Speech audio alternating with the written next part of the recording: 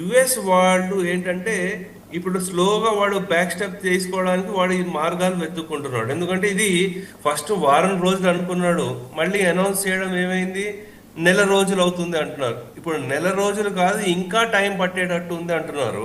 So అందు గురించి వీడు ఏం చేస్తాడంటే ఎయిర్ నుంచి అటాక్ చేయడం వీడు స్లో డౌన్ చేసేస్తాడు. ఎందుకంటే ఎప్పుడైతే ఇరాన్ వాడు డైరెక్ట్ ఇజ్రాయెల్ మీద అటాక్ చేయకుండా ఆర్థికంగా వీళ్ళకి యుఎస్ కి సపోర్ట్ చేస్తున్న వాళ్ళు ఎవరైతే ఉన్నారో, ఈ మిడిల్ ఈస్ట్ కంట్రీస్ ఎవరైతే ఉన్నారో, యుఏఈ కానీ సౌదీ కానివ్వండి, ఈ బెహ్రెయిన్, ఈ ఖతార్, వీళ్ళందరూ వీళ్ళ స్థావరాల మీద ఎప్పుడైతే అటాక్ చేస్తున్నాడో వీళ్ళ నుంచి ప్రెషర్ పెరిగింది ఇప్పుడు యుఎస్ వాళ్ళ మీద. ఎందుకంటే దగ్గర దగ్గర $2 ట్రిలియన్ ఈ కంట్రీస్ యుఎస్ లో ఇన్వెస్ట్ చేసి ఉన్నాయి.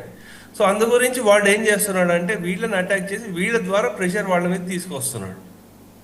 అయితే చైనీస్ అతను చెప్పింది ఏంటంటే ఇది అవుతుంది డెఫినెట్లీ, ఇది ఒక చైనా వాళ్ళని కూడా కంట్రోల్ చేయడానికి, అంటే దీని మీద గ్రిప్, వీడికి ఆయిల్ సప్లైస్ ఎవరైతే చేస్తున్నారో వాళ్ళన్నిటిని కట్ చేయడం ద్వారా